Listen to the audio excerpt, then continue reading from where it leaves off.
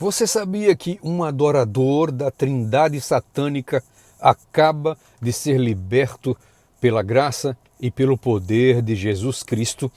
Esse vídeo é sobre esse testemunho. Meus queridos, eu não sei se você entende, eu não sei se você sabe, mas da mesma maneira como o mal vem crescendo, como a iniquidade vem crescendo, como o poder das trevas vem crescendo nesses últimos dias até chegar no seu ápice, da mesma maneira o poder de Deus crescerá, a glória de Deus crescerá, o evangelho avançará e nós veremos milagres, maravilhas por todos os lugares. O Senhor está preparando grandes surpresas para aqueles que o buscam. E nós vamos ver grandes acontecimentos nesses últimos dias. Esse adorador de Satanás agora entrega o seu coração a Jesus. Esse adorador da Trindade satânica foi resgatado de maneira tremenda que você jamais poderia imaginar para o lado de Deus, trocou para o exército de Deus, mudou de fileiras, da fileira do inimigo, agora está na fileira de Jesus Cristo. Esse testemunho está imperdível. Eu quero fazer um apelo para você. Todo o mundo precisa conhecer esse testemunho. Todo o mundo precisa saber.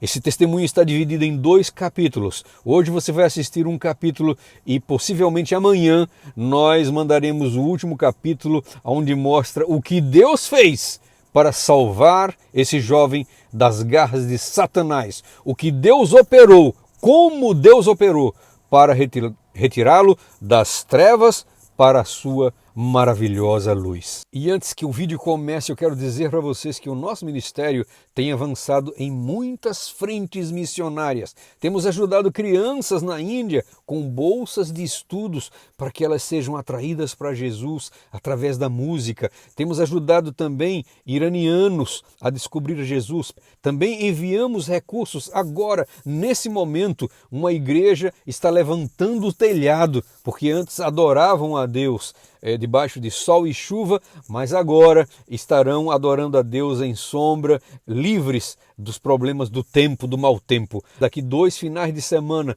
serão entregues mais de 1000 livros, O Grande Conflito, numa praça aqui no Grande Recife, o livro de versão integral. Várias frentes missionárias estão sendo abertas. Nesse momento, há um obreiro bíblico na África trabalhando todos os dias para conquistar pessoas para Jesus. Nós temos muitos projetos a avançar e você é convidado a participar. Depois que passamos no Panamá, ajudando as crianças com Bíblias para cada família. Depois que passamos também no Egito, ajudando os refugiados de Gaza.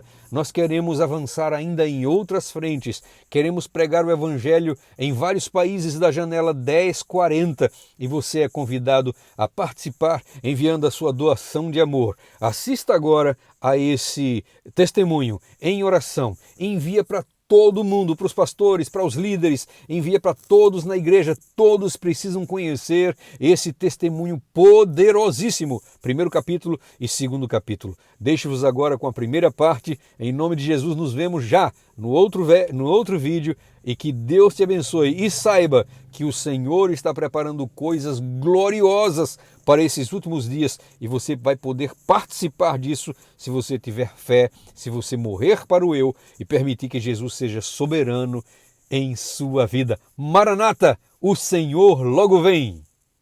Olá, eu me chamo David Martins, hoje me chamo Davi.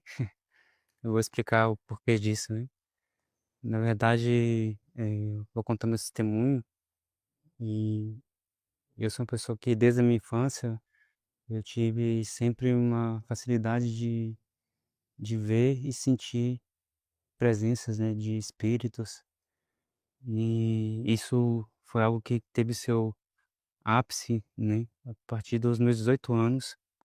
Quando eu estava na comportagem em Pernambuco, e isso foi no ano de 2015, e eu estava na campanha na cidade de Olinda. O propósito dessa campanha era alcançar, né, uma bolsa de estudo para ir para a faculdade adventista, não tinha ainda um foco ainda em qual faculdade iria, mas deixava, né, nas mãos de Deus na época, não sabendo para onde eu ia. E foi ali no Pernambuco onde eu tive um contato, assim, mais profundo mesmo com esses espíritos que eu sempre via desde criança, passei por vários traumas, e quando eu cheguei nesses 18 anos, nessa campanha, lá em Olinda, ela terminou, né, foi 3 meses, e aí a gente teve que mudar para uma outra campanha em Recife. E essa campanha em Recife, antes da gente ir para lá, mudar para lá, né, a gente teve notícia, né, pelo próprio pastor do campo, que quem morava lá, antes da gente ir pra lá, era um ex-satanista, né, na verdade um satanista que morava lá. E eles tinham deixado uma biblioteca de livros, né, do ocultismo, consagrados ali, num dos quartos do apartamento. Só que a igreja e os pastores, o líder da campanha, eles resolveram não mexer nos livros, não retirar lá de dentro, e colocaram dentro do quarto e falou para ninguém entrar dentro do quarto, né, que dali não ia acontecer nada com a gente ali. E acabou que todo mundo foi para essa campanha, lá em Recife. Era, se não me engano, era um ano que teve as Olimpíadas. Eu lembro que a taça das Olimpíadas passou lá em frente ainda. E quando a gente foi para lá, eu ficava assim, já na mente, pensando, será que isso vai ser bom? Porque a Bíblia diz que não é bom, misturar as coisas santas com as coisas profanas, né? E eu fiquei com aquilo na minha cabeça, e foi passando os dias, a princípio não parecia que não estava acontecendo nada demais, só que foi passando os dias, foi passando as semanas, as meninas da campanha começaram a presenciar vultos, a sentir também presenças também malignas ali dentro, começou a ter contendas dentro da campanha, muitas coisas ruins foram acontecendo, e aquilo sempre vem na minha mente. Eu acho que esse é o prego de Satanás ali dentro, tá dando abertura para que esses espíritos atuem na vida de cada um de nós aqui dentro, né. E nessa campanha, eu acabei pegando 3 doenças ao mesmo tempo, né. Eu peguei, chikungunya, peguei a zika e peguei dengue. Eu acabei ficando praticamente a maior parte dessa campanha de cama. E por um milagre de Deus, né, algumas pessoas ali da igreja se compadeceram de mim ali, e me ajudaram, me ofereceram para mim poder ir para a faculdade no fim dessa campanha. E já estava no finalzinho dessa campanha, mesmo eu sem trabalhar muito, porque eu estava sempre doente de cama. Teve um momento que eu estava sozinho lá dentro, e um rapaz, um amigo, né, da comportagem, ele, atiçado pela curiosidade, ele fez um convite para mim, mas ele entrar dentro do quarto, porque não tinha ninguém na campanha. Isso aí era no apartamento do 8º andar, um prédio em frente ao mar, né. Então, assim, era uma campanha, assim, onde, se pra uma pessoa que mora sozinha, eram pessoas ricas, né. Então, aquele satanista que morava ali, ele era uma pessoa que tinha muita condição. Ele fez aquilo, assim, já pensando, já sabendo, consciente que quem iria para lá era uma igreja, e a igreja adventista. Então, assim, ele fez de propósito. O próprio pastor reconheceu isso na época, mas eles acharam que apenas deixar lá, trancado, não teria nenhuma influência. E foi o que a gente viu ao contrário, né, durante o decorrer da campanha ali, todos que participaram. Eu sei que algumas pessoas, alguns amigos, ao ver também esse vídeo, vão lembrar dessa campanha, vão, ter, assim, consciência de algumas coisas que realmente aconteceram ali. Eu comecei a ter também algumas crises também, comecei a ter, alguns momentos ali de distúrbios aparentemente. E quando esse amigo nos chamou pra gente ler esses livros sozinhos, eu também acabei ficando curioso, né, acabei ficando tomado também de curiosidade. E como eu tinha um desejo de fazer teologia, veio na minha mente, né, a gente viveu durante vários dias naquela influência daqueles livros ali dentro, vários pensamentos começou a passar na minha mente, de querer conhecer um pouco mais sobre os satanistas para saber como alcançar eles para Jesus. E eu confesso que essa foi a maior cilada da minha vida. E quando a gente entrou ali do quarto, eu lembro até hoje que quando nós abriu a porta, estancamos ali a chave, pude sentir uma aura, uma presença muito forte ali dentro, um ar muito pesado, e tinha vários compartimentos lá dentro, e tinha uma caixa no chão de papelão cheia de livros desse tamanho, assim, grossos.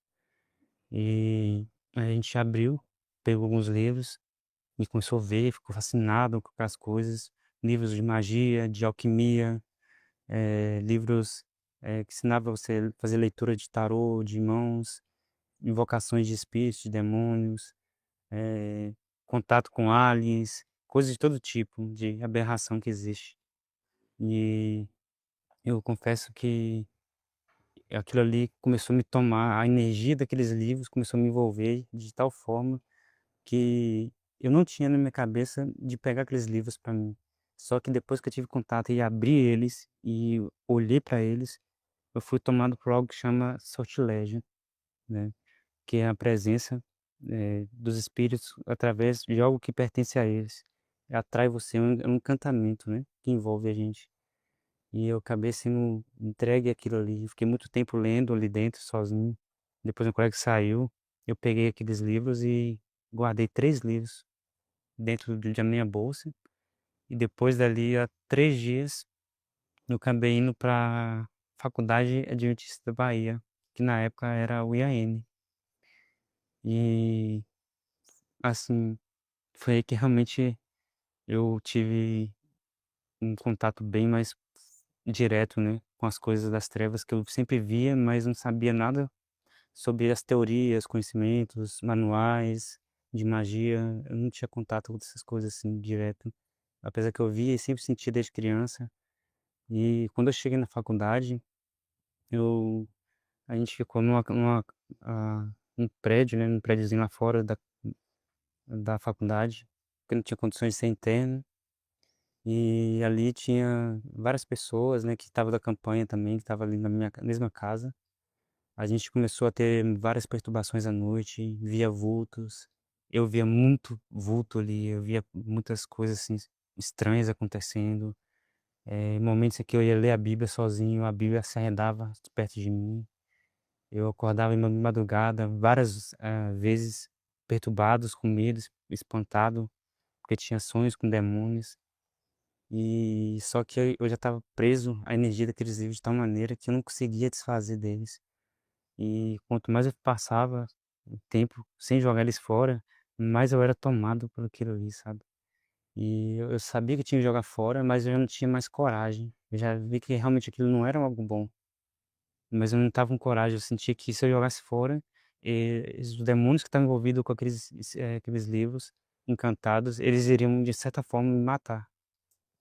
E aí eu comecei a ter sonhos, muitos sonhos, como se fossem visões mesmo satânicas. E o primeiro sonho foi quando eu vi, eh, um anjo, com asas abertas, dourada, e na verdade de forma feminina, né. Era pra ser uma mulher com asas, e ela emanava um raio de luz como se fosse um sol. E ela estava em cima de mim na cama, flutuando, e começou a falar que ela era uma deusa, e que ela tinha um chamado para mim, desde o ventre da minha mãe, e que aqueles livros que eu tinha pegado não foi por acaso, que muitos traumas que eu tinha passado na minha vida até aquele momento não foi por acaso, foi uma condução que ela estava fazendo para mim conhecer ela. E que eu não era uma pessoa que era chamada para os caminhos de Deus, para ser pastor, para mim trabalhar na obra de Deus, mas sim eu fui chamado para ser bruxo, né? Eu era um filho das trevas, não um filho da luz. E aquilo ficou na minha cabeça, de cara eu não aceitei aquilo, eu vi que realmente era algo satânico, acordei assim apavorado, sono frio. Meu amigo do lado, ele viu aquilo ali na hora de era madrugada, era 3 horas em ponto. E esse horário começou a se repetir daí em diante. E eu comecei a acordar sempre essas 3 horas, às 3 horas, e sempre com sonhos, e esse demônio começou a aparecer para mim, em forma de mulher, com asas douradas, e sempre ia falando alguma coisa comigo a mais. E nesse mesmo prédio tinha em cima, um grupo também de meninas, né, que também vieram da Comportagem, mas de outros lugares. De outras campanhas, e a gente acabou tendo contato com essas meninas, elas começaram a ajudar a gente lá, porque a gente estava tendo dificuldades financeiras, elas ajudavam a gente com alimentação, eh, e também com a palavra de Deus, com oração também, mas até então, era algo que estava só entre a gente lá na casa que eu estava, né, elas não sentiam ainda, não sabia o que estava acontecendo. E na casa delas foi onde eu conheci, eh, a minha atual esposa hoje, né. Eh, e ali a gente começou a fazer amizade, foi o momento em que eu vi uma luz no fundo do túnel, porque eu percebi que eu estava começando a ser tomado pelos demônios, eles estavam tendo muito acesso a mim, tanto visivelmente acordado como em sonhos. E aí ela, através da minha amizade com ela, a gente começou a fazer as 40 madrugadas na época, que tem, eu acho que, não sei se vocês vão lembrar, tinha 40 madrugadas da igreja, né, porque estudos do Espírito Santo, tinha, de várias, né. E aí a gente começou a fazer, foi o momento que comecei a me aproximar de Deus novamente. E quando eu cheguei na faculdade, eu não consegui diretamente ir para teologia, pela falta de condições. Aí comecei a fazer pedagogia, mas aí como eu estava envolvido com essas coisas das trevas, estava com aqueles livros ali, tudo começou a desencaminhar e não conduzir, né, para os planos que Deus tinha para minha vida ou que eu pensava que tinha para mim. Então assim, eh, foi realmente muito forte quando a gente começou a estudar a Bíblia juntos, eu mais ela chama Neilze, né, minha esposa. A gente começou a estudar mais a Bíblia juntos, começou a orar juntos, e aí foi o momento em que eu comecei a ter mais perturbações, ela começou a aumentar as perturbações mais ainda. E eu comecei a participar dos cultos das igrejas, comecei a participar mais ativo da igreja para tentar sufocar a presença do maligno. E por um tempo aquilo até passou, até começou a diminuir. Até que novamente começou a voltar os sonhos, e esse espírito apareceu para mim novamente e falou para mim que eu deveria criar um Facebook dedicado a eles. E nesse momento eu comecei a ter vários desentendimentos dentro da faculdade, principalmente com a liderança da igreja. Então, assim, eu percebi que os demônios, eles estavam criando situações para me ter ainda mais decepções dentro da igreja e começar a focar coisas negativas, coisas ruins que tem dentro da igreja e não as coisas boas, não a Cristo, né? Que realmente é o verdadeiro sentido da nossa vida. Eu queria os olhos de Jesus e a partir desse momento foi que realmente eu comecei a afundar rapidamente. E eu comecei a entrar em depressão profunda. Começava a chorar vários dias, várias noites, não conseguia dormir. E essa minha amiga Neilze, que hoje é minha esposa, ela se aproximou de mim mais ainda, a gente começou a orar mais. As amigas dela também começaram a me ajudar. Teve noites que elas começaram a colocar eu para dormir junto com elas lá na sala e todo mundo em oração ao meu redor, porque eu não conseguia dormir, mais embaixo, lá sozinho onde estava. Até que eu acabei falando dos livros. E elas falaram comigo pra me jogar aqueles livros fora e pra gente queimar. E aí eu fiquei relutando, quanto mais a gente começou a tocar no assunto dos livros, começou a acontecer lutas comigo dentro da faculdade, na minha vida externa. Quando foi no segundo semestre, eu saí de pedagogia e entrei em psicologia. Eu fiz a prova, né, pra fazer, eh, a prova filantrópica e consegui, né, uma bolsa 100%. E a partir desse momento eu vi assim: "Nossa, Deus tem uma bênção muito grande pra mim aqui, realmente". Psicologia vai me ajudar muito para fazer teologia depois, poder compreender melhor a mente das pessoas, poder ajudar melhor. Mas como eu não tinha desfeito daqueles livros, o diabo ele conseguiu sobressair. Então, chegou um momento em que os conflitos que eu estava tendo com a liderança começou a ficar tão acirrada que eu comecei a tomar ódio da liderança. E o diabo começou a mostrar em sonhos pessoas ruins na liderança da igreja, pessoas que eram frias, que não tinham amor com o próximo, principalmente com as pessoas mais humildes que não eram internas. Eles tratavam como se fosse lixo ou como se não tivesse valor. E a minha depressão começou a aumentar mais ainda, eu comecei a ter crise, eu comecei a ter vontade de tirar minha vida. As perturbações foram aumentando durante a noite, a sequência de acordar sempre às 3 horas da noite com sonhos foi também intensificando, e até que minha amiga, né, ela falou comigo, eu acho que tá mais que na hora da gente jogar esse livro fora. E a gente pegou, assim: "Olha, realmente vamos fazer isso". A gente acordou no outro dia, de manhã, fizemos uma oração de joelhos juntos e pegamos esses livros. Eles eram muito fortes. Quando eu peguei no livro, eu senti a energia vibrando do livro em mim. Eu não teve nem coragem de pegar nos livros. Ninguém que viu eles, desde que eu te trouxe eles lá de Pernambuco, teve coragem de tocar nisso. É algo, assim, realmente muito estranho. Eles foram, além de ser satânicos, eles foram consagrados para justamente isso, né, para afetar as pessoas que iriam para aquela campanha ali. E a pessoa que foi afetada foi justamente eu. Minha curiosidade, né, meu erro de ser curioso, né, então me levou à ruína. E foi aí que aconteceu que a gente foi queimar os livros, lá no Capoeiro-Sul, né, perto da lixeira. E a Neilson, minha amiga, a gente colocou álcool, jogou gasolina em cima e jogou fogo em cima dos livros. Só que nesse momento a gente percebeu que as primeiras coisas assim sobrenaturais físicas mais claras em relação a isso a gente começou a perceber. O livro não queimava por nada.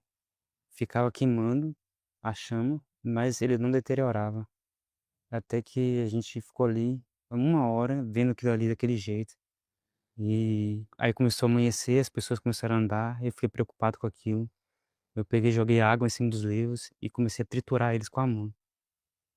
E aí eu triturei eles e joguei dentro da lixeira, né? E ali a gente voltou para casa. E nesse momento que eu voltei para casa, as coisas que eu pensei que iria melhorar, acabou piorando e muito. Foi aí que esse demônio que parecia de forma feminina, com asas, como fosse um anjo feminino, ela toda nua em cima ali, brilhando em cima de mim, sedutora. Ela apareceu para mim novamente e falou: lembra do Face?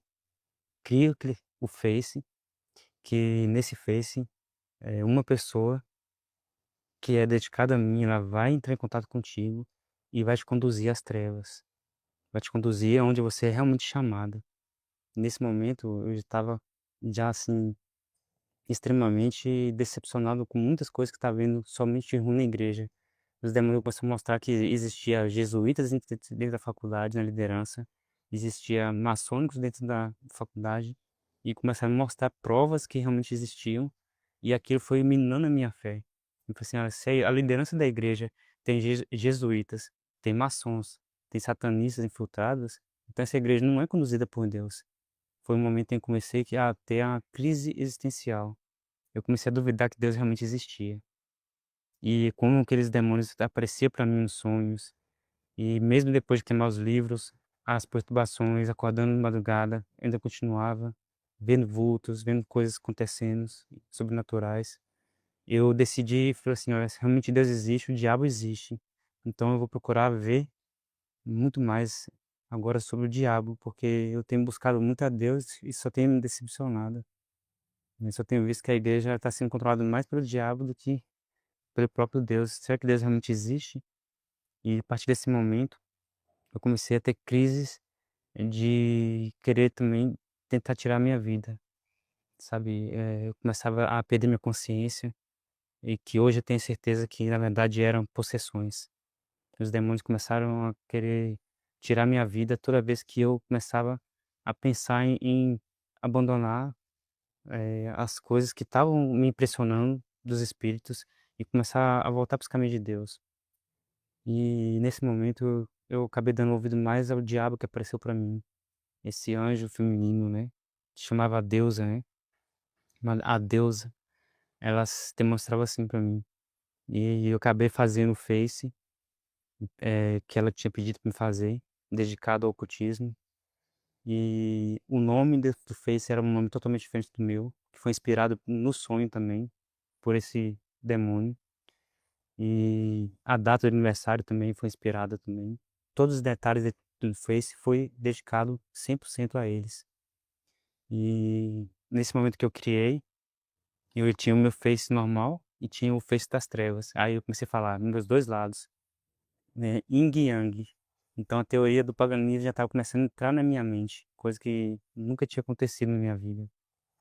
E eu comecei, na verdade, assim, a adentrar e começar a pesquisar mais, entrar em grupos de satanismo dentro do Face, que foi dedicado a eles, até que de repente, eu comecei a ter inspirações para escrever coisas sombrias. E poesias, poemas, frases, textos de reflexões, e eu percebia que a forma com qual eu escrevia era algo muito sobrenatural, muito, sabe, perfeito, a forma como era a oratória escrita. E aquilo, assim, eu sentia uma energia diferente em mim toda vez que eu escrevia.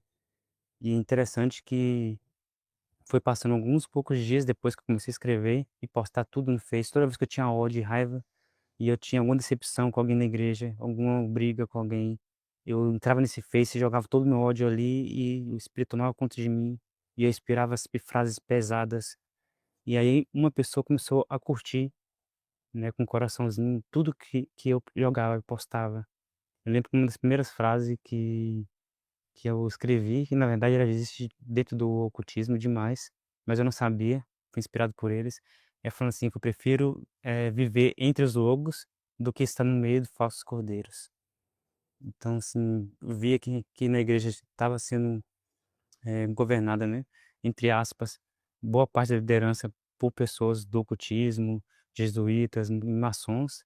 Então eu falei assim: "Eu prefiro estar com aqueles que se mostram que é das trevas mesmo, do que aqueles que se fingem ser cristãos, mas não são". E foi aí que essa pessoa que sempre estava curtindo o que eu estava postando, ela entrou em contato comigo e mandou mensagem para mim, e começou a fazer amizade comigo, começou sempre me chamando de anjo, com palavras carinhosas, algo que eu não estava recebendo nem mesmo dentro da igreja. Então aquilo começou a me atrair, comecei a me sentir amado, e a forma que ela foi falando comigo, ela não chegou de cara, demonstrando quem realmente era. Mas quando foi passando um tempo, ela começou a dizer que ela era uma bruxa e que ela servia a uma deusa, né, que se chamava Lilith. Aí ela mandou a foto da deusa com asas e dourada, nua, flutuando, que era mesmo que eu tinha sonho e que me conduziu a criar o Face. E aí eu contei pra ela do sonho que eu tive, né, com essa deusa, e ela falou assim: "Olha, na verdade, isso não é surpresa pra mim. Ela falou isso pra mim e eu já estava te esperando pra te conduzir". E a partir daí eu comecei a ficar encantado, porque tudo que esse demônio tinha falado pra mim, ele começou a confirmar na minha vida real. Então, assim, e quando ela falou que ela já estava esperando, essa bruxa falou, que já foi alertada por essa deusa Lilith, e começou a mandar, livros do ocultismo, conhecimento sobre o ocultismo, sobre a Lilith, eu comecei a devorar aqueles livros, e foi um momento, assim, que eu comecei a ter mais possessões quando eu ia para os cultos na igreja. Então eu comecei a diminuir as vezes que eu estava indo para a igreja, comecei a diminuir o tempo que eu ia para a faculdade também, acabei perdendo o curso, porque eu não estava mais aguentando estar dentro da faculdade, porque por mais que lá tinha pessoas, que o demônio mostrou que tinha pessoas infiltradas, mas também é um lugar cristão, que tinha pessoas também consagradas. Então, quando eu comecei a passar inteiramente e aceitar tudo que o diabo me dizia, eu já não me sentia bem à presença de Deus. Eu não conseguia mais ler a Bíblia, eu não conseguia mais orar, eu não estava conseguindo mais ir nos cultos, e nem na faculdade, nos cursos, eu não estava conseguindo mais entrar. Então, eu acabei abandonando o curso. E algumas pessoas começaram a sonhar comigo na faculdade, começaram a ter sonhos, algumas pessoas mais íntimas e que eram pessoas consagradas também, temente a Deus. Elas sonhavam comigo e viam que eu estava numa escuridão tremenda e sempre viam que tinha demônios ao meu redor tomando conta de mim. E elas começaram a ir na minha casa, me visitar e falando: David, toma cuidado, você está indo para um caminho perigoso. Deus mostrou que você está mexendo com coisas que não são boas, que isso vai ter consequência muito pesada na sua vida. Não faça isso, você vai perder as oportunidades da sua vida aqui. E assim, muitas pessoas começaram realmente a sonhar comigo e, e a me alertar. Porém, esse demônio, né, juntamente com essa bruxa, começou a fazer manifestações muito sobrenaturais comigo, me encantando nos meus sentidos, de tal maneira que eu já não conseguia mais dar ouvidos às pessoas nem boas, que sempre fizeram bem para mim, que sempre estiveram orando, jejuando por mim. E aí eu tive que sair dessa casa onde eu estava morando ali, mudei para outra casa, e nessa outra casa as coisas pioraram. Foi onde eu comecei a, pela primeira vez, acender uma vela. Quando eu acendi a vela pela primeira vez, esse demônio que eu vi no sonho, ele apareceu para mim pessoalmente. E ele falou comigo que eu era um escolhido dele, né? E que eu tinha nascido desde o ventre da minha mãe para servir a ela, né? Aí isso aí é um demônio, mas se apresenta como um demônio feminino. E aí essa bruxa, depois ele sumiu, essa bruxa começou a falar comigo que eu deveria fazer um pacto de sangue com a Lilith. E começou a falar que ela era uma deusa que tinha vários nomes, que ela se manifestava em várias nações com um nome, né? Ela é a deusa mãe da terra, ela é a deusa Ísis do Egito e assim Atenas. Então assim, em várias nações ela tem vários nomes. Ela é até conhecida também como a deusa de mil nomes. Uma delas também é a Hecate também. Então assim, eu comecei a conhecer profundamente sobre esse demônio e acabei fazendo um pacto de sangue com ela. Foi esse momento em que eu fiz pacto de sangue que as coisas realmente piorou na minha vida muito mais. E eu tive que abandonar a faculdade, eu não podia mais ficar naquele ambiente cristão. E essa bruxa falou que esse demônio tinha planos para mim, e esses planos eles começaram a se concretizar. Ela começou a me introduzir em grupos secretos no WhatsApp, em que tinha bruxos e magos de vários lugares do mundo, e compartilhavam rituais, vídeos, magias, invocações de demônios, tudo ao vivo. A gente presenciava aquilo, sentia aquelas energias, colocava nossos nomes ali nos altares. E foi um momento em que ela disse que eu não era apenas escolhido da Lilith, mas que eu também fui escolhido pelo próprio Lúcifer e que eu deveria fazer um pacto de sangue com ele. E foi o momento que eu acabei fazendo também um pacto com Lúcifer. Me preparei, fiquei uma semana em jejum. E antes de ficar em jejum também fiquei 100% em, em dieta vegetariana e para poder fazer uma conexão mais profunda com Lúcifer. Era exigido isso.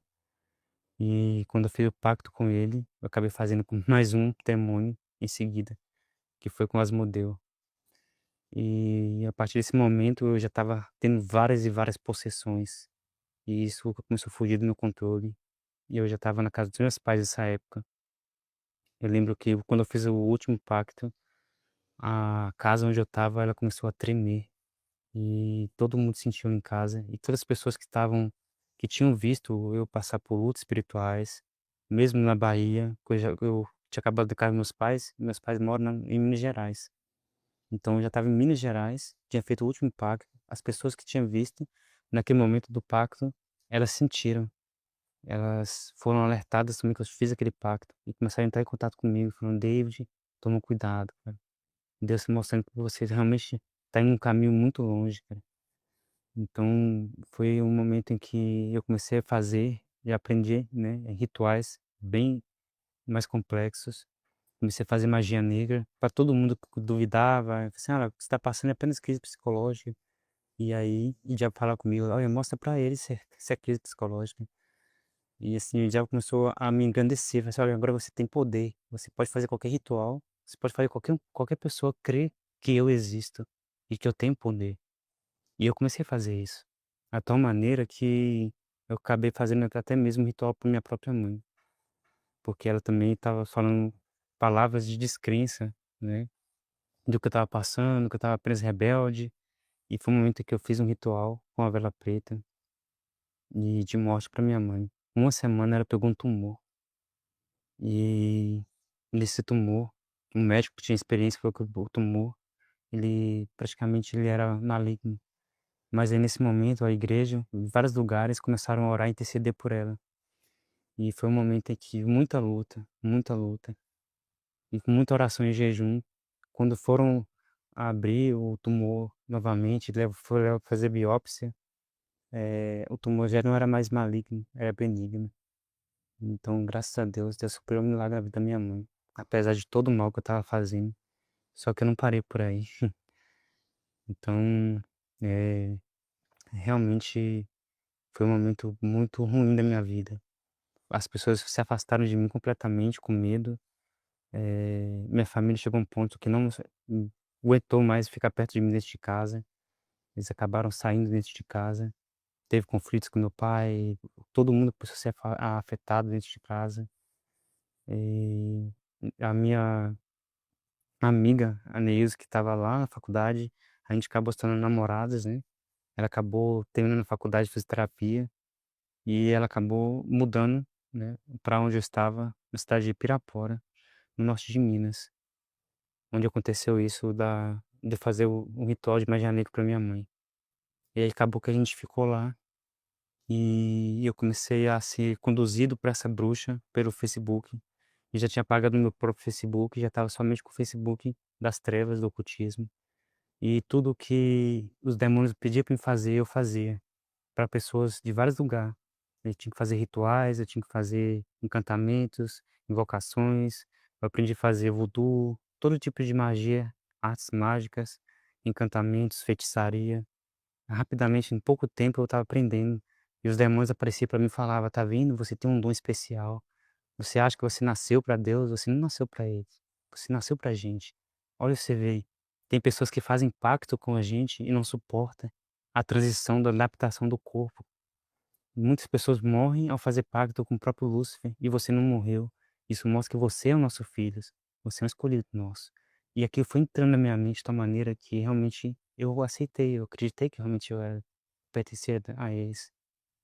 E a minha esposa, ela nunca conseguia manifestar, não conseguia falar nada. Ela não fazia rituais nem nada, mas ela não conseguia, porque ela tentava me ajudar, mas não conseguia. Os demônios travavam ela várias vezes. E quando ela tentava me ajudar, algum irmão da igreja, começava a ter sonhos comigo. Em vários lugares eu tive que mudar, porque quando eu chegava em um lugar, Deus incomodava pessoas da igreja que eram consagradas a vir tentar me ajudar. E quando elas vinham na minha casa tentar me ajudar, eu era possesso. O diabo não deixava eu ouvir as palavras que elas queriam me falar. Então isso aconteceu várias vezes e com risco, na verdade, de tirar a vida de muitas pessoas. Então foi uma luta muito intensa. E foi um momento em que eu também chegou no ápice nessa cidade em que eu tive que sair de lá também. Aí teve que mudar para a capital de Minas Gerais, Belo Horizonte. E quando eu cheguei em Belo Horizonte, foi onde as coisas realmente afundou muito mais. E eu já tinha contato com pedras preciosas, né. Com meu pai, ele trabalha com garimpos, desde criança ele me ensinou sobre pedras preciosas. E quando eu tive contato com os espíritos, eles me ensinaram como energizar as pedras preciosas, como encantar amuletos, objetos, e aquilo tinha um poder imenso de invocação e de evocação de espíritos. E nesse momento eu tinha muitas pedras, eu vendia pedras e todas as pessoas que eu dava essas pedras eram perturbadas por demônios, porque os demônios que estavam comigo, né, eles passavam através desses amuletos para essas pessoas. E elas começavam também a ver vultos, a ter sonhos, a pesadelos. Então foi uma maldição que começou a espalhar para várias pessoas e em vários lugares que eu tive que mudar constantemente, porque quando Deus levantava pessoas para poder orar por mim, o diabo não queria e me tirava daquele lugar para levar para outros lugares. Mas quando eu cheguei em Belo Horizonte, eu acabei também envolvendo também com o mundo das drogas, afundei no mundo das drogas ali e acabei entrando também no mundo do crime também, né. E foi um momento em que realmente eu pensei que eu estava completamente perdido. Eu já conhecia as profecias de Ellen White, conhecia a Bíblia, já tinha estudado bem a fundo a Bíblia, então assim, a minha concepção é que eu era uma pessoa que tinha nascido para as trevas, mas mesmo assim para as trevas eu sabia a verdade da Bíblia. Então eu tinha consciência de que um dia Jesus voltaria e eu não estaria do lado dos salvos, eu estaria do lado dos perdidos. E aquilo me dava muita aflição. Eu não tinha paz. Eu vivia constante aflição. E toda vez quando eu tentava no meu coração dar ouvidos a algum conselho de alguma pessoa de Deus na minha vida, os demônios me possuíam, me faziam me cortar meu corpo, me fizeram tomar veneno e eu tentei suicídio várias vezes, entrei em coma também várias vezes e eu comecei a perceber que já não fazia mais sentido para mim aquilo ali. E eles colocaram, quando mais eu percebi, eles percebiam que eu já não estava mais agradando de estar nas trevas, eles começaram a tentar tirar minha vida de todas as formas. e foi um momento em que me amaldiçoaram com a doença. E esse demônio, a Lilith, apareceu para mim, já com o nome de Hecate, num sonho, e falou que se eu pensasse em sair dos caminhos de Deus, sair dos caminhos deles, né, dos demônios, eu iria morrer, eles iriam me matar, porque eu fiz pacto com o meu sangue. Então, era algo que nada poderia quebrar. E tipo uma prova disso, eles colocaram, tocou no meu intestino e falou que eu teria uma doença, e que seria uma prova que se eu tentasse sair dos caminhos deles, eles me matariam. E a partir daquele sonho, quando eu acordei, eu comecei a ter constante sangramento. Comecei a ter sangramento, sangramento, comecei a defecar muito sangue todos os dias, mais de 20 vezes por dia, comecei a emagrecer, comecei a ter anemia profunda, e eu comecei a perceber que realmente eles não estavam brincando. E eu comecei a sentir muita angústia e desespero. Percebi que eu tinha ido longe demais e que aqueles demônios que se diziam meus amigos, né, e que eu era escolhido, né, para eles, eles já não estavam mais fazendo bem para mim. Eles já estavam fazendo mal para mim, eles já estavam querendo tirar a minha vida. E foi um momento em que eu estava dentro da casa de um traficante, eu e meu primo, e aí a gente recebeu uma ligação, na verdade o traficante, chefão da favela lá de Belo Horizonte, ele recebeu uma ligação dos policiais. Ali foi, na verdade, um momento que mais me vi perto ou de ser presa por algo assim muito pesado, ou realmente ser morto, porque começou a ter várias operações dentro dessa favela que a gente está envolvido, e várias pessoas começaram a ser presas ali. É tanto que tem pessoas que estão presas até hoje. Então, assim, poderia ser eu que estava ali nesse momento. E quando nós estávamos dentro da casa desse traficante, e ele recebeu uma ligação da polícia falando que estava vendo o que a gente estava fazendo lá dentro. A gente estava aplicando droga, tinha vários quilos de droga ali em cima, e armas também. Aí teve que correr, esconder aquilo ali e tudo. E eles falaram, não se preocupar não, que a gente tá vendo o que tá acontecendo. Se a gente quiser entrar e prender vocês, a gente vai prender vocês agora. E aquele momento eu tremi de medo e eu olhei pela janela. Alguma coisa me inclinou assim, olha pra janela. Quando eu olhei pra janela da casa desse traficante, o demônio apareceu pra mim do lado de fora e começou a rir pra mim e falou assim: você tá achando que você vai conseguir sair dos meus caminhos? Antes de você pensar em voltar pra Jesus, a gente vai te matar. Aí eu sumir. E aquilo bateu um desespero, não sabia minha cabeça. E eu comecei, no fundo do meu coração, sem pronunciar, por medo, a clamar pela primeira vez desde a faculdade por Jesus, por socorro. Eh, Essa parte agora eu vou encerrar, porque tá fazendo a segunda parte, porque quando eu comecei a clamar no meu coração a Jesus, foi onde realmente, de uma posição, uma situação que eu não via mais saída, que eu via que a morte para mim era certa, foi onde o próprio Cristo começou a intervir. E da mesma forma como usou mulheres, né, e lugares para me poder levar para as trevas, Deus ele também começou a usar situações iguais e semelhantes para poder me resgatar para a luz.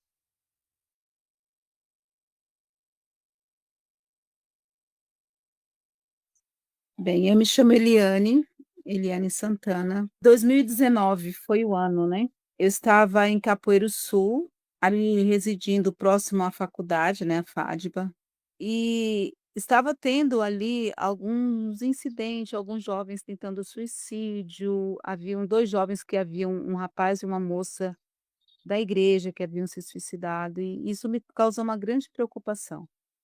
E um dia eu fiz uma oração, eu falei assim: "Senhor, aonde estão esses jovens? O que está acontecendo? Me mostra onde que eles estão", porque às vezes é um carinho de mãe, é uma atenção que esses jovens precisam, né. E foi uma oração que Deus atendeu, assim, instantaneamente. Passou alguns minutos, chegou uma amiga e ela me chamando para ir visitar uma africana que estava em depressão profunda. E tudo começou a partir daí, né, e Deus me trouxe 4 jovens que ficaram comigo em casa e eu fiquei cuidando desse jovem. E eu comecei a despertar às madrugadas, e e tinha uma varanda em casa e eu ia para a rede. E nessa noite, Deus me impressionou muito forte, assim, em relação ao David, porque há um há um ano, mais ou menos, atrás, eu já ti quando o David tinha tentado um suicídio, ele pulou de um primeiro andar, e eu chamei, né, ele era amigo da minha filha, eu pedi para ela chamar, ele veio até a minha casa, nós conversamos bastante.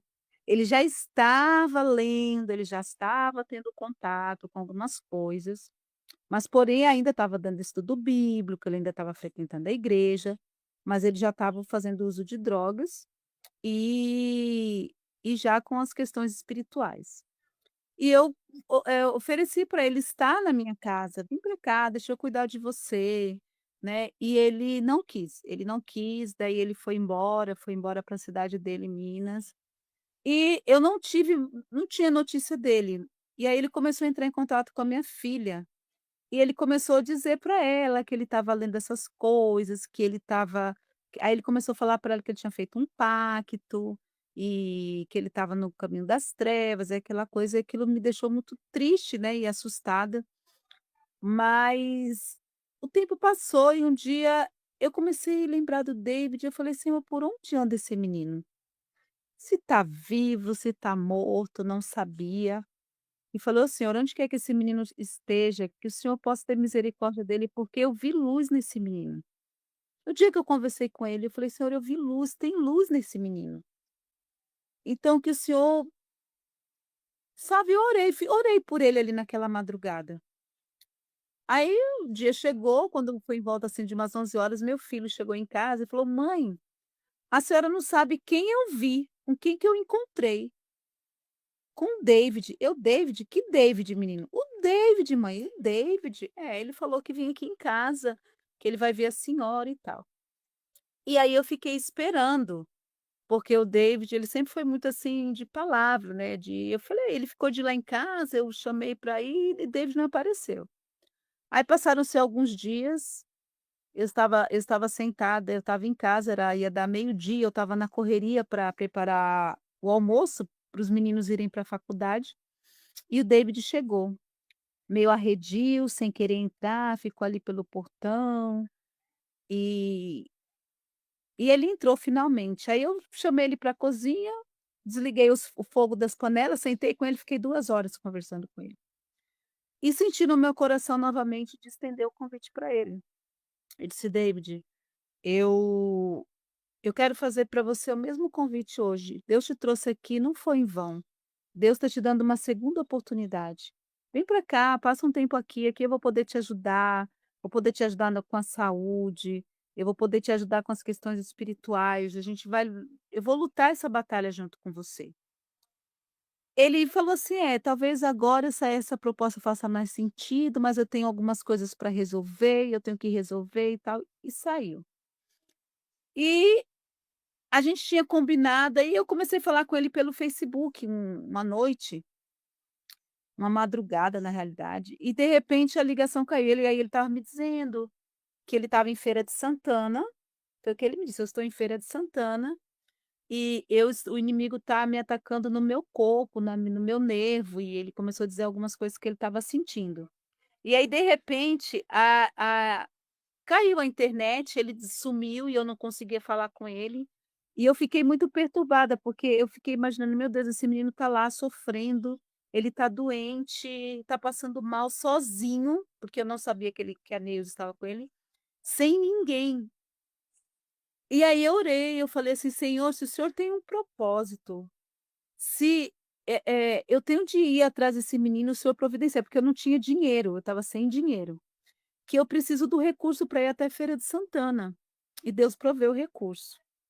E aí eu falei: "Senhor, eu vou acordar bem cedinho, eu vou pegar o primeiro carro e eu vou para Feira de Santana". Tirei um print de uma foto dele que eu peguei no Facebook e falei: "Senhor, eu não sei onde que ele está". A única informação que ele me deu é que ele estava no ponto de apoio. Depois eu fiquei sabendo que lá em Feira de Santana tinham 3 pontos de apoio. Então, assim, eu só lembrava de um, e era justamente o que ele estava. E aí eu deixei os meninos em casa, dei as ordens para eles, falei assim: "Olha, vocês orem por mim, porque eu estou indo para uma batalha muito grande e eu vou precisar de vocês, da força de vocês aqui. Vocês vão estar junto comigo", e contei por cima para eles a situação do David. E eles falaram: "Não, a gente está junto com você e tal". E aí eu fui. Quando eu cheguei em Feira de Santana, eu desci na rodoviária e falei: "Senhor, e agora? Para onde é que eu vou?". Peguei o mototáxi e falei assim: "Moço, eu quero ir para o ponto de apoio". E ele me levou para o ponto de apoio. Só que tinham 3 pontos de apoio, né.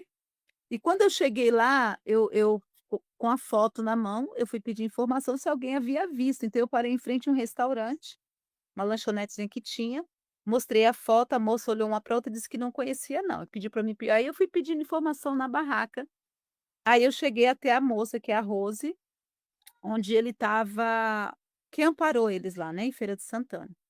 Conversei com ela, aí, como ele já tinha tido uma situação lá, com uma casa que ela alugou para ele e tudo mais, então a família dela estava muito, assim, contra ela, mas ela tinha no coração dela que ela tinha que ajudar esses meninos. Aí perguntou quem eu era e eu me apresentei como a mãe dele. Aí a irmã dela disse assim: "Mas a mãe dele tá", ele fala que a mãe dele tá em Minas, que a mãe dele tá com câncer, não sei o quê. Eu falei assim: "Mas eu sou a mãe, eu sou a mãe do coração". E aí ela me falou: "Não, ele tá lá em casa e tal". Aí eu fui, ela queria ligar para ele, eu disse: "Não ligue, eu quero chegar de surpresa, eu queria que ele se surpreendesse com a minha presença". E foi o que aconteceu. Quando ele me viu, ele me perguntou: "O que que você está fazendo aqui?". Eu falei assim: "Eu vim buscar você". "Como assim?". "Eu vim buscar você e eu só saio daqui com você". E hoje é meu aniversário, foi dia 25 de julho de 2019. Hoje é o meu aniversário, eu deixei tudo para vir aqui buscar você. Eu tinha um culto de gratidão no sábado, tudo organizado, tudo preocupado, eu desmanchei tudo, né.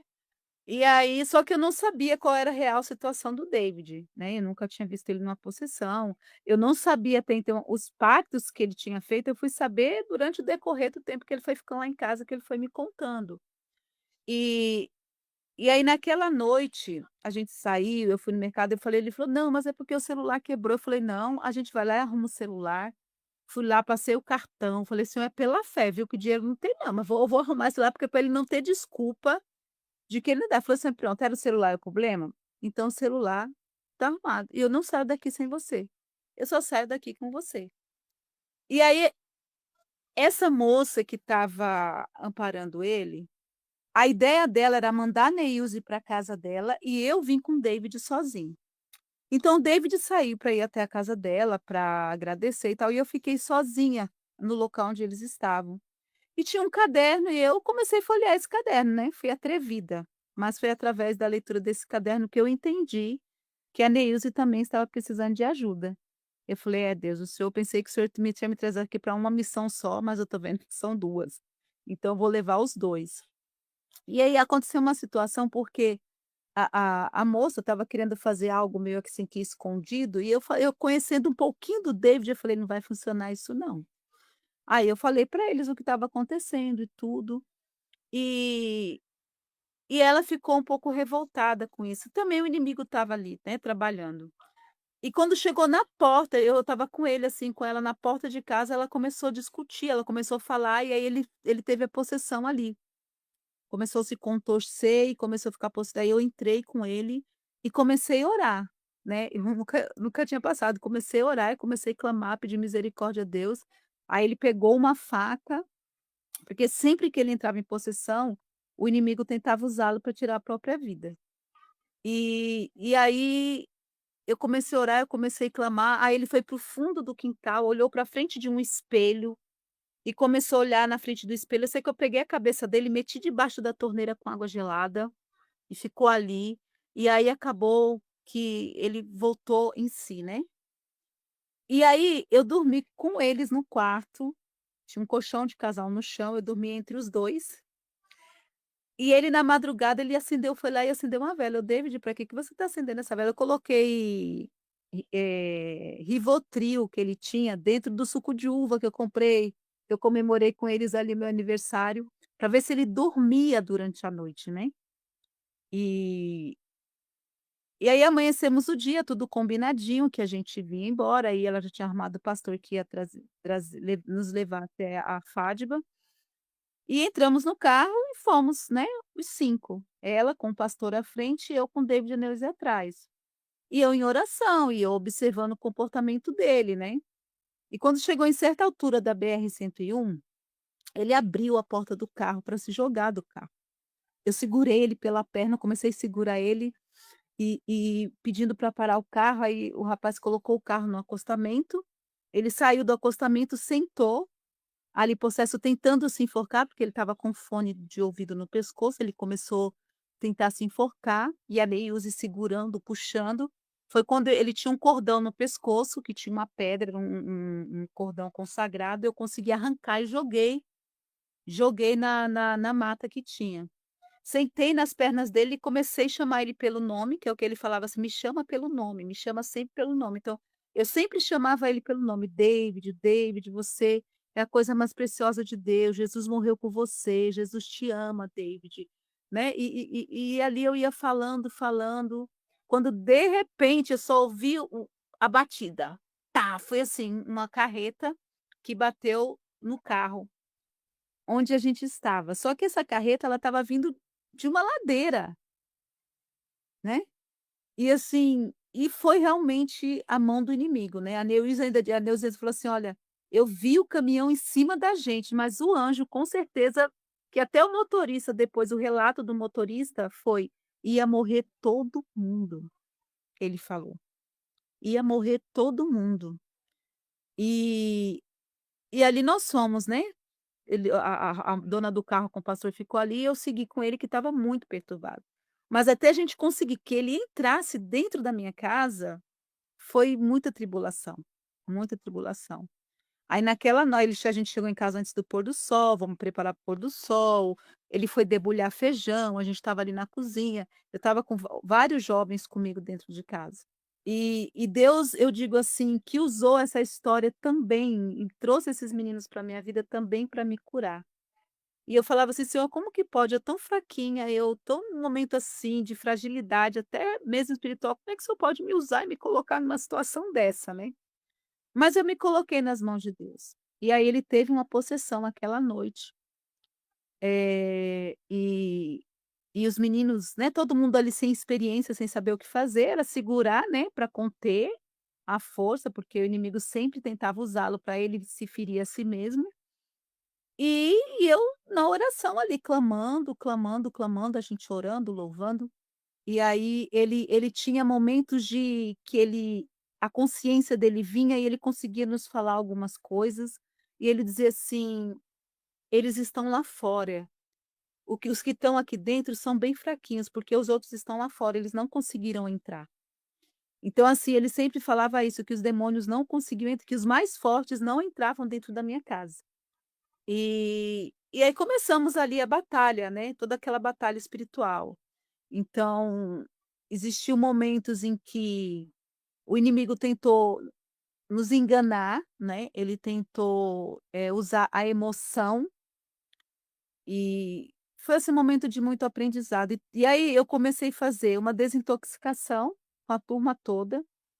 Não só da alimentação, mas eu comecei mostrar palestras, mostrar vídeos falando, porque a maioria deles é assim, noite Netflix, e pessoas com depressão, todos estavam numa situação bem complicada de vida, e nós começamos a trabalhar pelo poder de Deus com aqueles meninos, e David foi o que chegou por último, e agora todos dentro dessa batalha espiritual junto comigo.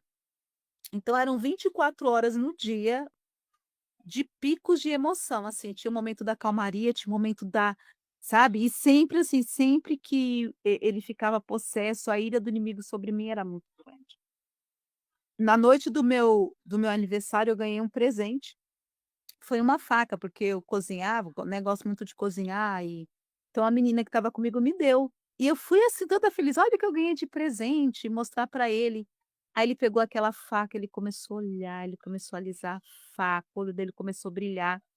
E eu fechei o olho em oração, assim, por um momento e eu vi, na minha mente passou uma chacina naquela casa aquela noite, com aquela faca. E aí eu tomei a faca da mão dele, assim, bem de forma delicada, eu orei a Deus, pedi que Deus não permitisse que o inimigo usasse as mãos dele para cometer nenhum tipo de, né, de atrocidade ali, porque não haveria objetivo nenhum, não haveria propósito nenhum, que o nome de Deus seria desonrado. E eu sempre dizia isso para Deus, eu falava: "Senhor, não acredito que o Senhor me chamou para essa obra, para que no final o diabo acabe com a minha vida, eu não creio nisso". Então, assim, eu nunca tive medo, né, teve momentos de eu estar sozinha com ele. E aí, ele ficou um período que ele não saía de dentro da minha casa, e aí, assim, eu também não recebia visitas. Eu pedi oração na igreja, eu pedi oração para alguns amigos, mas aí eu, né, porque minha casa sempre foi um lugar muito movimentado, mas aí eu cessei as visitas. E eu falava: "Não, porque a gente não sabe como as pessoas veem", eu tinha medo até inclusive de, dependendo de como a pessoa chegasse lá, o inimigo possuísse essa pessoa também. Sempre procurava dizer para os meninos: "Precisam consagrar", então a gente começou a fazer os cultos, a fazer oração, a fazer estudo, a louvar, né. E às vezes no meio disso, o inimigo começava a possuí-lo, mas era assim, alguns momentos era de maneira muito sutil, que a gente não sabia se era o David ou se era o demônio. Teve muitos momentos que a gente que aí depois eu fui, com o tempo, aprendendo a identificar quando era ele e quando não era ele. E a gente foi isso foi um período de 3 meses. Chegou um momento que eu comecei a pedir socorro a Deus, assim, porque eu não encontrei apoio nos meus pastores. Infelizmente, eu descobri ali, depois de 30 anos de adventista, o quanto a minha igreja é cética em relação às questões espirituais, há muito ceticismo na igreja. As pessoas não acreditam, né, elas não acreditam. E e aí teve um momento que eu comecei a orar a Deus pedindo um socorro, eu falei: "Senhor, tá pesado, eu preciso de reforço, eu preciso de ajuda". Deus deu um sonho para minha nora, aqui em Pernambuco. Olha o agir de Deus. Meu filho estava numa fase da vida espiritual dele, de sair ou não sair da igreja. E Deus deu o sonho para ela, e no sonho, Deus mostrou para ela que eu estava em sofrimento.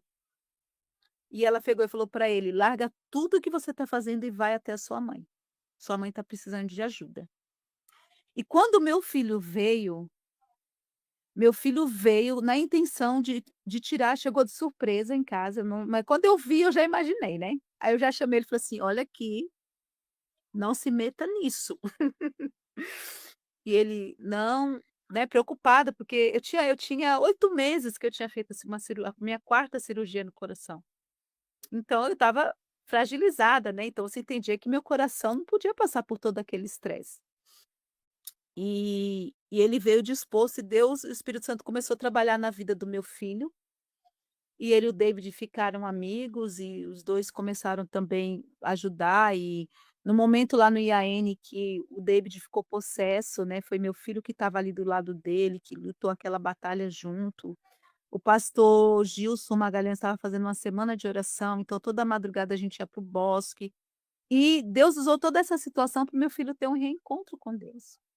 E eu comecei a ver o quanto Deus estava, através daquela situação que era uma maldição, mas que ele estava transformando em bênção, porque o David, infelizmente, não saiu da minha casa com a vida, naquele momento, transformada.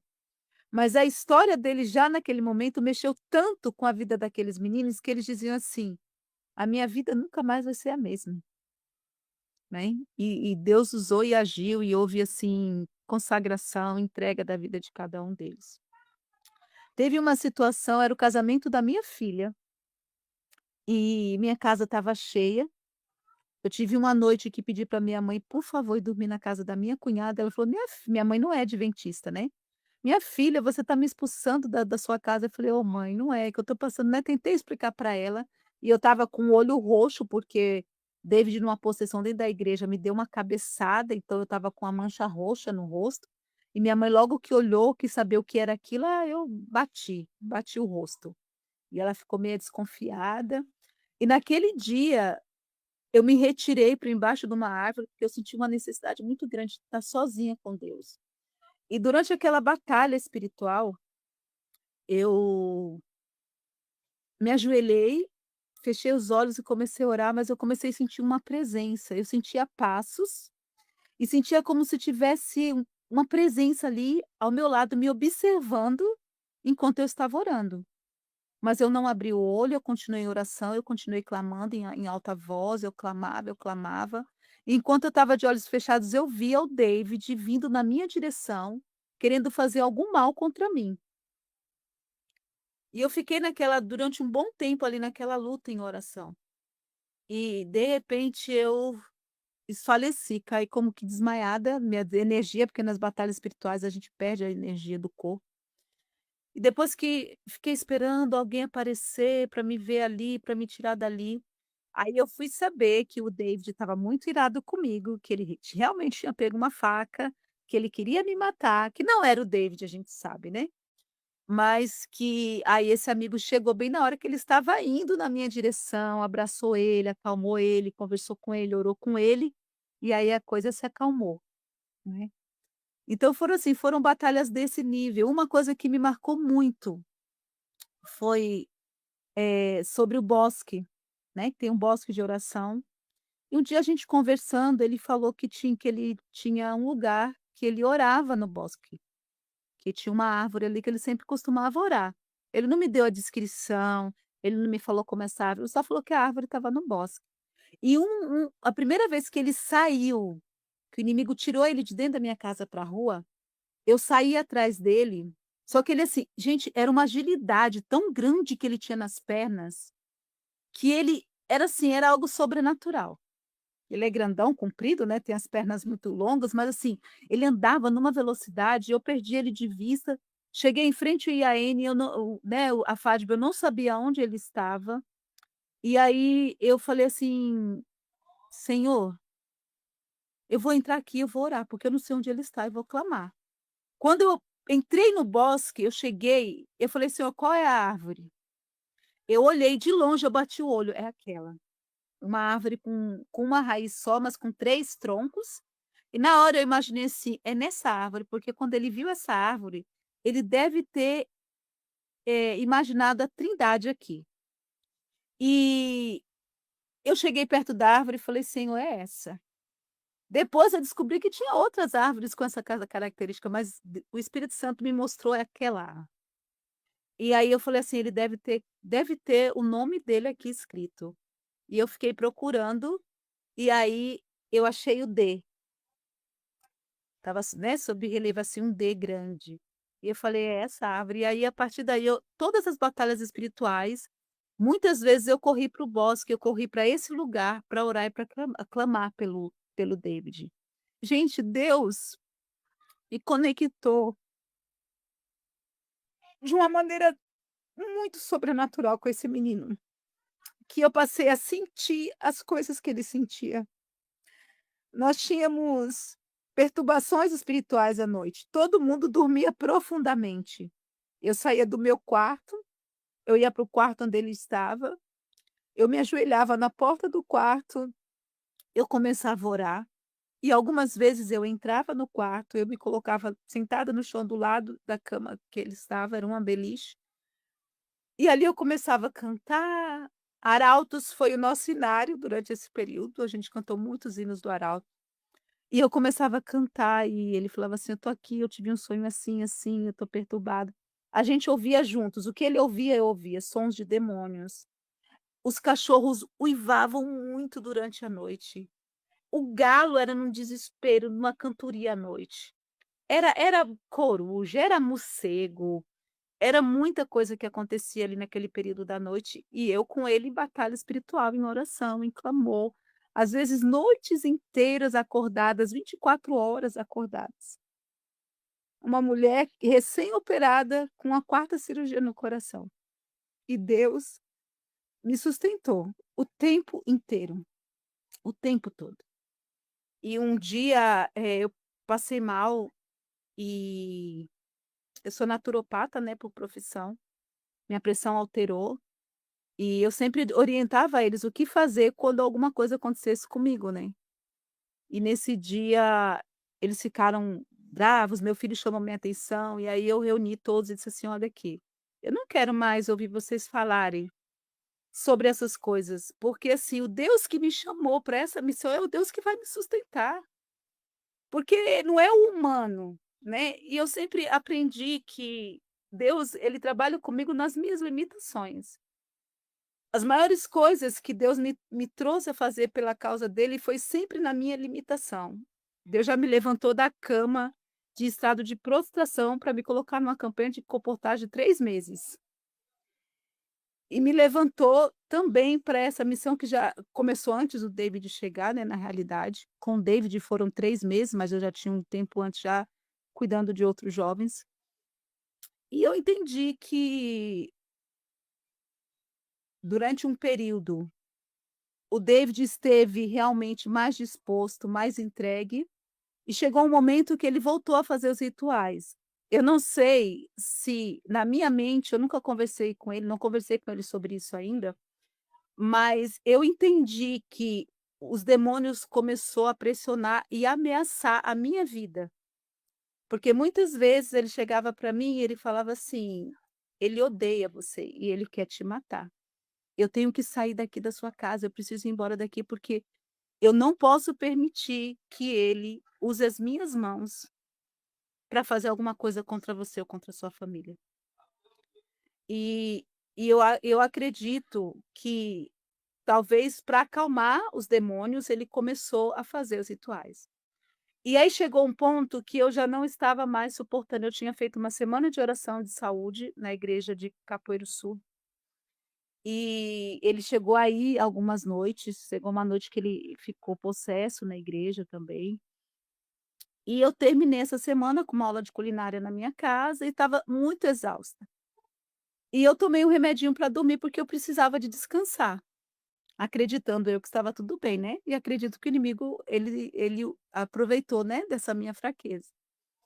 E quando eu acordei em volta da 1 hora da tarde com o pastor me ligando, me dizendo o que que tinha acontecido e onde estava a Neilze. Eu falei: "Pastor, eu estou acabando de acordar, não sei nada". Olha, aí ele mandou a foto que o David tinha enviado para uma moça, com o braço todo cortado, né, que ele se cortava, ele fazia cruz invertidas, aí ele fazia rituais de sangue. E aí eu levantei, assim, né, no susto, para saber o que que tinha acontecido, saí, porque minha casa era murada, eu morava dentro de um terreno que era bem grande, e minha casa ficava no fundo, mas era uma casa com um quintal grande toda murada.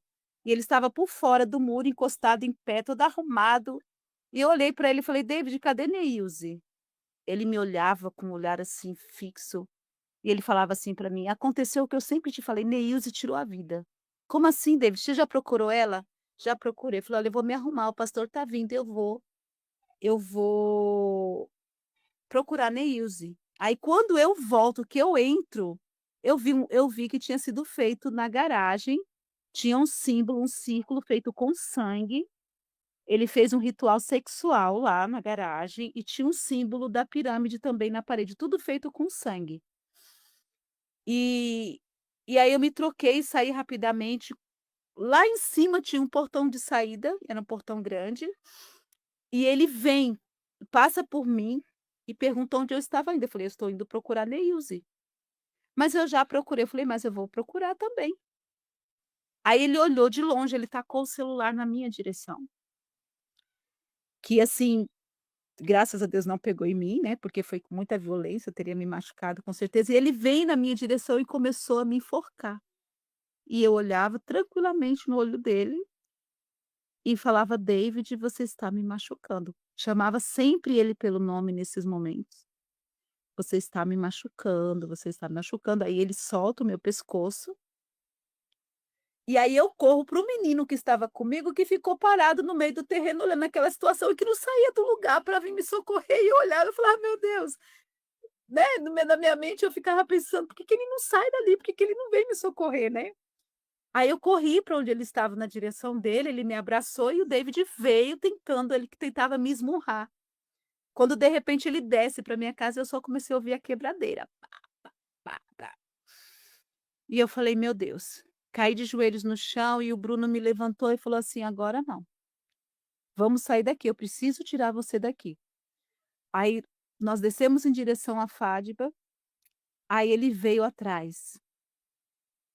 Só que nisso ele tinha derrubado, eu tinha uma estante só com livros da igreja, a Bíblia, livros de espírito de profecia, ele virou essa estante e tocou fogo, e saiu, pra rua e deixou o fogo lá, que o anjo foi lá e apagou.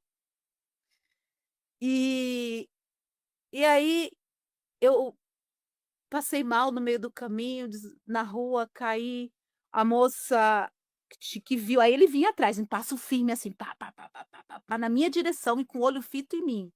Aí a menina me chama para dentro, ele passa por mim com palavras de maldições e passa direto, aí os pastores chegam com o carro, avisando que ele estava na rua da clínica, para mim ir até lá. Aí o Bruno falou: "Não, ela não vai, o ódio dele sobre ela tá muito grande, ela não vai". Aí os pastores foram, eu fui para casa da irmã Ives, aí contei para ela o que estava acontecendo, e aí a gente foi atrás na Fátima do corpo de bombeiro, para tentar ver se o corpo de bombeiro poderia pegar ele e levar ele para uma clínica, né, porque na cabeça de algumas pessoas era esquizofrenia, não era possessão, né.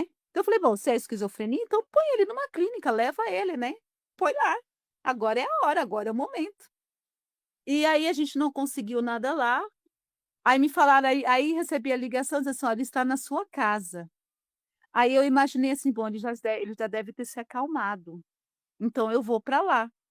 E fui para lá na intenção de acalmá-lo, de conversar com ele, né, como a gente sempre fazia nos momentos em que acontecia tudo, ele voltava a si. Quando eu fui chegando, tinha essa moça com o rapaz no portão e ele estava dentro de casa, ela falou: "Tem o pastor está lá dentro conversando com ele". Só que ele estava possesso e os demônios disseram para ele que eu estava lá fora. Aí ele pegou o pastor saiu correndo, porque ele estava com um punhal na mão, e ele chegou no portão assim, com o punhal para trás, e ele me olhava com aquela ira, né, e aí eu entrei dentro do carro, aí ele abriu o portão e veio na direção do carro perguntando da Neilze. Ah, aí a minha ação seria abrir o vidro, porque gente, na minha cabeça era um filho. Eu sempre tratei o David como um filho, então, assim, a mesma dor que eu sentiria se fosse meu filho, eu senti por ele ali. E naquele momento eu queria acolher, porque eu não estava vendo um demônio, entende? Eu não via, eu sabia que tinha uma possessão, mas eu estava olhando para o humano, para aquele menino doce que eu conhecia, que é o David, e eu queria acolhê-lo como mãe. E aí ela tentou sair com o carro, né, começou a dar ré no carro e ele, assim, deu um pulo, um salto que ele foi parar lá na frente no portão. E a gente não eu como eu estava sem o controle do portão, eu falei: "Até a gente chegar no portão, abrir o portão, né, ele vai para cima do carro", eu fiquei pensando. Mas Deus agiu e o anjo tirou ele dali e ele desceu, voltou para Fádiba, queria botar fogo na Fádiba, o pastor conseguiu levar ele para dentro da Fádiba e ele dizia que ele só queria comprar um galão de gasolina e tocar fogo naquele lugar, que ele tinha ódio daquela faculdade. E eu desci para casa da irmã Ives, tomei 4 Rivotril, falei: "Irmã, tem Rivotril aí? Me arruma uma, irmã, que eu preciso dormir". Ela me deu a cartelinha com 4 e foi os 4. Eu falei: "Senhor, eu preciso apagar. O senhor toma conta do David, o senhor toma conta de toda a situação que está acontecendo, porque eu aqui estou me rendendo, eu estou esgotada". E dormi 2 dias, eu fiquei 2 dias dormindo na sala da irmã, enquanto a coisa estava acontecendo lá, né. Aí o pastor conseguiu levar ele para uma pousada, né, depois, fizeram algumas promessas lá para ele e conseguiram acalmá-lo com isso, e ele ficou com Neuza nessa pousada, depois compraram a passagem dele, e quando eu voltei a si, eu, né, do sono, quando a bela adormecida acordou, eu fui pegar meu celular e aí estava as mensagens, que eu estava conversando também com a irmã dele, com a Damila, e ela falava assim: "O David está com ódio de você". E ele disse que pode se passar 10 anos, ele vai voltar e vai se ligar de você e de todos os pastores, vai. Mas eu sabia, né, que não era ele. Ele não é o David, né, eu sei que não é o David. Mas ele saiu, assim, com ódio. A Nilze falava para mim, alguns momentos eu conversava com ela, e ela ia me colocando toda a situação que estava acontecendo. E depois ele saiu, aí ele foi embora, eu continuei mesmo depois dele indo embora, eu continuei ouvindo coisas, eu ouvia sons dentro da minha casa, eu ouvia algumas coisas, e aí foi quando lendo o livro, Respostas Incríveis à Oração Intercessória, eu entendi que eu precisava tirar de dentro da minha casa tudo o que tinha dele, eu tinha roupa, teve muitos momentos maravilhosos, assim, de estudo da palavra, de oração, sabe. Mas o David ainda não estava com o coração entregue, porque ele falava pra gente que ele tinha empatia, que ele sempre admirava muito a forma organizada, porque o mundo espiritual é organizado.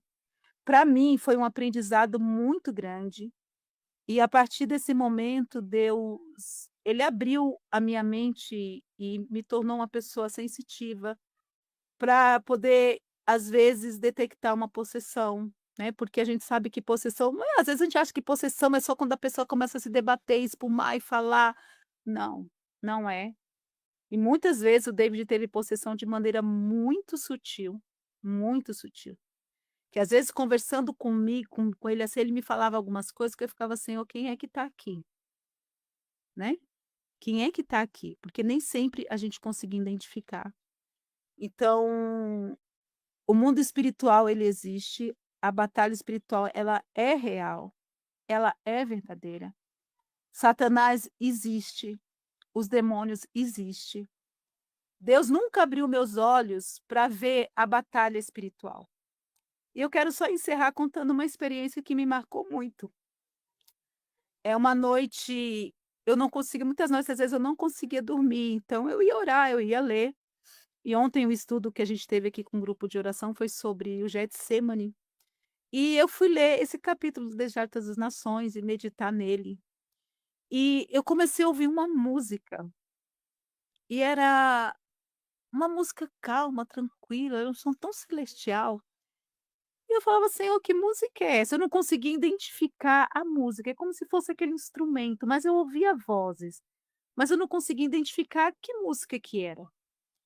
E e eu via, assim, uma luz, mas eu olhava para o computador e eu falava assim: "Mas o computador está desligado, o notebook está desligado, o meu celular não tem nada aqui", né. Levantei, fui até o computador, né, e parava e eu ficava ouvindo, era literalmente anjos cantando ali para mim. E muitas vezes em que eu era questionada e que eu falava para Deus: "O senhor realmente me chamou para isso, para essa obra? Eu não estou doida não, como as pessoas estão dizendo? Será que eu não estou viajando? Realmente é o Senhor que me colocou nessa história?". E aí eu recebia mensagens, os textos bíblicos que vinha, a mensagem do espírito de profecia, era sempre Deus confirmando. Enquanto eu era chamada de inconsequente, de louca e de tantas outras coisas, Deus ia sempre confirmando para mim. Até que chegou o momento, porque eu sempre David sempre achava que eu ia mandar ele embora, né. E eu dizia para ele assim: "Eu nunca vou te mandar embora, porque o Deus que te trouxe é o único que vai te tirar daqui". Mas aí chegou aquele momento que eu comecei a pedir para Deus tirar ele, que foi quando ele começou a voltar a fazer os rituais, e aí eu vi que o foco havia sido perdido, e eu falei: "Senhor, eu não quero mais o diabo dentro da minha casa. Eu não quero mais. Então, se o senhor que conhece o coração do David, o senhor sabe de todas as coisas, então tira ele daqui", né. E foi dessa maneira que ele saiu, né, foi de uma maneira, assim, o diabo tentando usá-lo mais uma vez, e aí nem se eu quisesse, eu tinha mais como acolhê-lo, porque eu morava numa casa de aluguel, e o dono da casa disse assim: "Eu não quero esse rapaz aqui mais, eu não quero". Então nem se eu quisesse acolhê-lo, eu poderia mais, né. Então, ele fechou essa porta, então não tinha mais essa porta aberta. E aí ele foi embora, foi seguir a vida dele, e isso já faz 6 anos, né, toda essa história. Foi exatamente no mês de outubro de 2019 que ele saiu da minha casa. E assim, as batalhas de lá para cá nunca pararam, né, assim, na minha vida, eu sei que na vida dele também não. Mas eu louvo a Deus, porque nunca existe o tarde demais para Deus, e o Senhor está alcançando o coração do David, está limpando ele.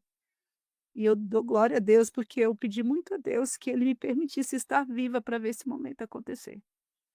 Que Deus não me permitisse morrer sem que eu pudesse ver a conversão dele e ver o David aos pés de Jesus, porque era uma conversa frequente nossa, nós vamos sair juntos por aí nas igrejas, testemunhando e contando o que Deus fez na sua vida, né. E tudo passou e aparentemente parecia que, né, estava tudo perdido, que tudo aquilo foi em vão, mas nunca é em vão quando a gente se coloca nas mãos de Deus para fazer a obra dele. Então, eu sou uma prova de que Deus não precisa de nada de nós. Ele nos usa quebradinho, limitadinho, doente, do jeito que ele quiser usar, ele vai nos usar. A gente só tem que dizer: "Senhor, eis-me aqui, envia-me", e ele envia.